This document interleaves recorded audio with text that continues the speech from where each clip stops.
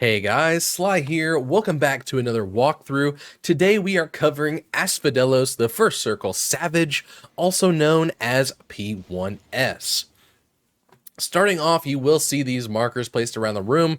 We simply just did a 1, 2, 3, and 4 on the outsides, and then an A, B, C, and D on the insides, assigning ranged and healers to the outer rings, and then melee and tanks on the inner rings.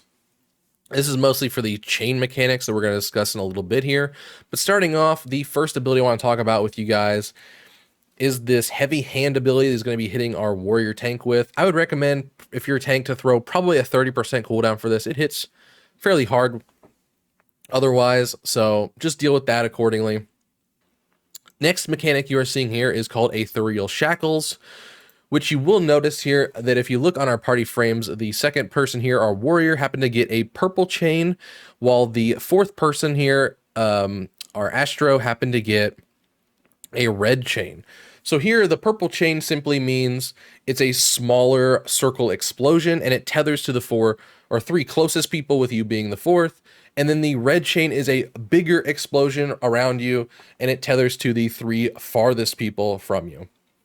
So in order to counter this, you basically want to have everyone assigned to positions. Now here we did get lucky because the tank who's already in melee happened to get it with us, and the ranged happened to get that one. So we didn't really have to move. Everyone who was already assigned to a ranged position and a melee position simply got to stand where they normally would. But assuming this went on, let's say a melee got the ranged one, you kind of want to do color partners for this. So like B and 2 are both yellow. So if the person at B got the ranged one, then they would simply just switch with the person at 2, and then that person would come in and it would just simply resolve like normal.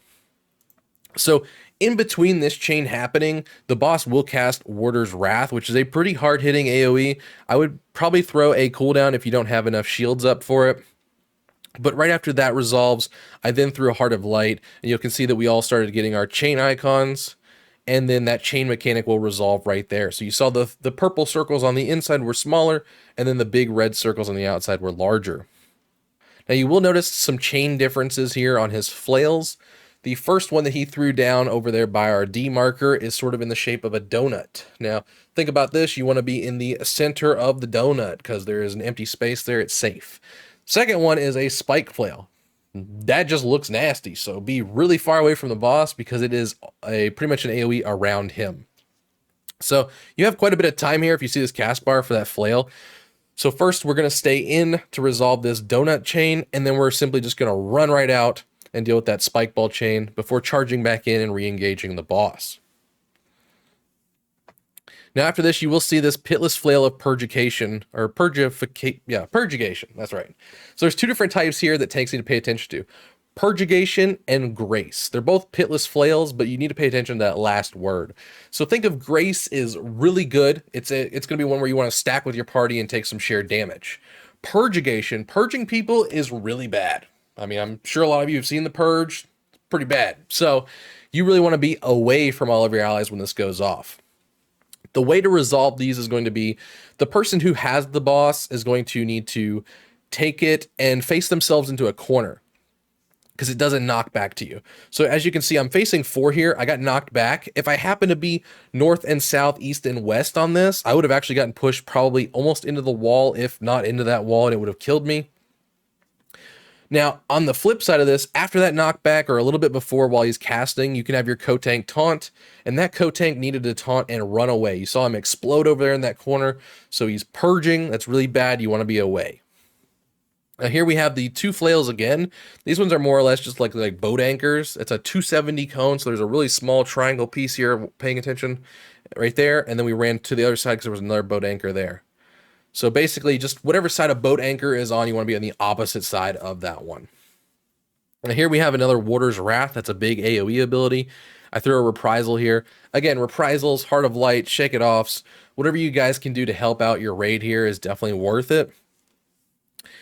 And then I believe we're honestly going to be starting Katy Perry phase here soon, right? Because we're hot and then we're cold. So as you can see, we're kind of going based off of our markers here. Like I happen to move out from C, which was my melee position, And then everyone who was sort of in the middle just sort of fanned out north and south, east and west. And then our ranged already had their little markers designated to them. Now you will see that the way that the boss resolves this is a little interesting. He either has a fist down towards the ground or a fist up in the air. Now that basically just means they explode from top to bottom or from bottom to top.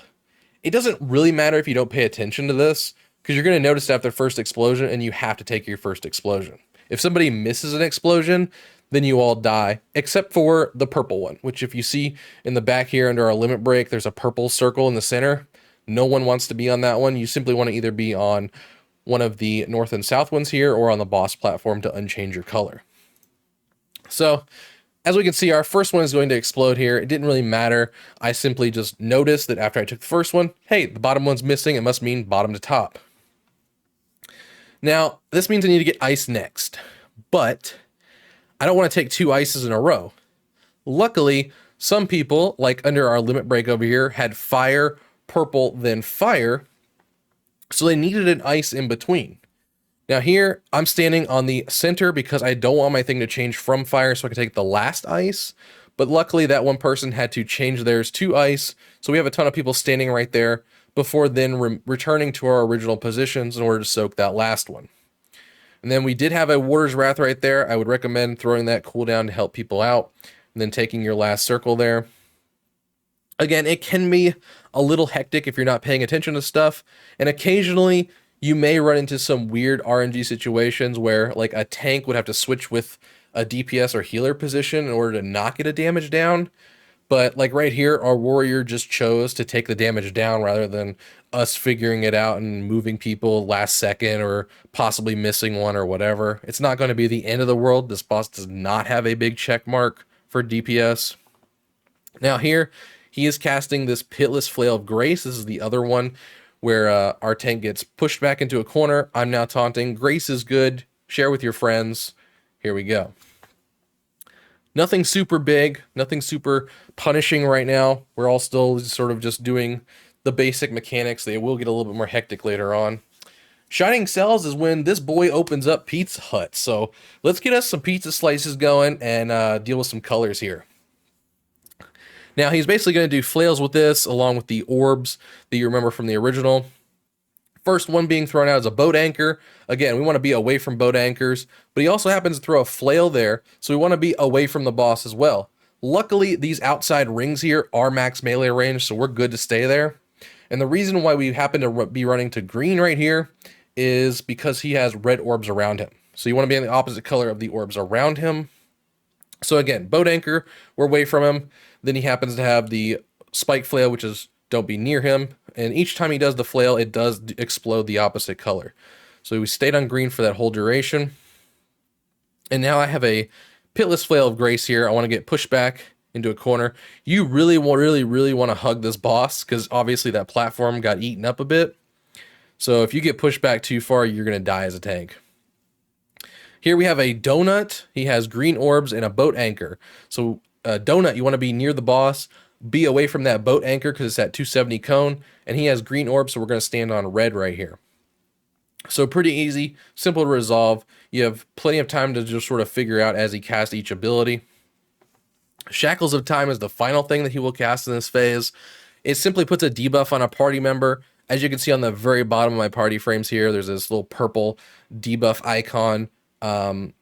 It simply just means that whenever the time on that runs out, that color that they're standing on is going to explode. They themselves won't take any damage, but anyone that's standing on it will. So we simply just have that person stand on red because we associate red with bad and then green with good. Green means go. So the rest of us just stayed on green, while every time that person with that debuff just went to red marker. Now right here, he's slamming shut the doors to Pizza Hut, closing it up for business as we approach 50% on this boss. Moving through here, he's going to start layering some mechanics together, making him slightly more hectic. The first thing you're going to see is fourfold shackles. So unlike the normal shackles, a fourfold means multiplied by 4. So actually everyone will get a debuff going into this. So we had 2 healers and 2 melee get the purple ones. And rather than doing the switch with your color partners, because it doesn't really work easily here, we went off of debuff timers. So as you can see, I paused it here. I have 17 seconds. Originally it started as 18 seconds. So if we take a look here at this little chart that we made, you have 3 seconds, 8 seconds, 13 seconds, and 18 seconds. And then the purple chains in the middle also have the same timers. So you actually only have 3 seconds to get into position because that's when the first set will explode. But you'll get 4 explosions here. You're going to get one at the 3 second mark, another one at the 8 second mark, 13, 18, so on. So pause it here if you need to look at where debuffs need to go, or maybe save this image on your second monitor, whatever. But moving back to the boss, I had 18 seconds, so I'm going to be running out to the number 4 position at range since it was a red chain here. We're going to deal with the first explosion, and then 3 seconds later, the second explosion here, and then a little bit later, a third explosion. I'm pretty much just spamming range throws at this point. So I mean, as a tank, I'm sure there's more uptime abilities that you could do rather than the method we're doing here. But like I said, there's not a damage check mark on this boss, really. I mean, it's not super tight, so I really wouldn't frustrate yourself too much on it. Water's Wrath, another big AoE. Threw a little reprisal there to help everybody out. And what else are we going to get here? Oh, going back to Katy Perry. Going back to some hot and cold. Some hot and cold action here. Let's see what I'm getting. I'm getting 3 ices. So I'm either going to take a damage down here, or I need to get a fire in between. His fist up in the air, if you even care. That means top to bottom. Like I said, it doesn't really matter a whole bunch. You figure it out once the first one explodes. Top one exploded. And then I noticed that my partner over here had red second, so I can actually run all the way over there because I know there's going to be some people needing that ice one that I was just at. So now I can take a fire debuff and then go back to my ice debuff. The crazy thing that happens here is stuff's going to be pretty hectic from this point onward on the boss, around this 30% mark-ish. So he does throw out flails here at the same time as this stuff resolving. He happened to throw out a donut and a spike flail, so we actually needed to move into the boss and then away from the boss. But I did panic a bit here, and I noticed that after that one exploded, I needed to probably get back over to my marker as soon as possible. So I just took the damage downs and made sure I could soak my icon. It's definitely better to take a damage down, like 3 of us took a damage down here, than it is to miss your mark, because that will definitely kill everybody. Another Water's Wrath right there. So like I said, always choose to take a damage down here than kill the entire raid. For sure, 100%. Shining Cells, Pizza Hut is going to now be open for business. I'm pretty sure it's going to be open for business until about the end of this fight for us. So he's going to start throwing the normal stuff along with the shackle chains where we went to our colored markers, if you remember those before. Here we go with Ethereal Shackles, so that's what I was talking about here. We happened to get 2 debuffs here. The first one was a red one on our healer, which is the ranged one already, and then the purple one, which is the melee version, on a ninja. So we actually got really lucky again right here. People can simply just go out to their markers. They don't have to worry about switching with their color partners. But this does get a little bit interesting because he will do orbs with this mechanic. So as you can see, he has these light green orbs here, which means those ones will explode. So everyone just needed to shift a little bit and stand on red. And just simply, you know, do the mechanic, but just everyone shifting clockwise or counterclockwise to be on the right color. And here, after that explosion, we have another Water's Wrath. And he's going to start basically just spamming out a ton of Water's Wrath until, like, Enrage, along with a few other mechanics. So, Shackles of Time again here. He's throwing that debuff out on one person. Happens to be on our healer. Again, red's bad, so put the bad person on red, along with the rest of us on green. Our tank happened to take the tank buster here along with Purge, so I taunted, got away from the raid. And then that part resolves. So again, like, there's just a lot of stuff happening right here. You really got to pay attention to stuff. Luckily, as a tank, you know, you're dealing with purges or stack with the purifications along with standing on the right color circles. There's just a lot going on right here. Along with some Water's Wraths. Here he's doing flails. Boat anchor on this side, we want to be opposite of boat anchor. He has red orbs, we want to be on green, and a spiked flail, so be away from him. So we're max melee range here. Dealing with that mechanic for probably One of the last times we're going to have to see it. And then the donut one with green orbs, we want to be on red. And then again, a boat anchor over there. Be away from that boat anchor. And so here we are on red on the inside. Doing good. A third set here. Yeah, so we're pretty close to done with all these flails. There was a spike followed by a donut, and he has red orbs. We want to be on green. I know that's a lot. That's a lot to take in really quick, but you know, you guys will pick it up after a few pulls for sure on what colors, and it all just sort of blends together after a while. But pretty much right there from that until the end of the fight, this guy is just going to start spamming out some Warder's Wrath, trying to kill us before we kill him. We basically got an LB3 out of there, and then an LB1 also near the end of the fight again. So, like I said, if you can dedicate maybe one healer to just spamming up, let the other healer DPS, if you're tight on damage, you know, but we even had deaths, we had damage downs, and everything, and we were still able to make this work. So, like I said, it's just going to be a little bit of practice if you guys, you know, haven't quite figured it out yet. You'll get there for sure. And, go get that loot, and I'll see you guys in P2S. Good luck. Take care.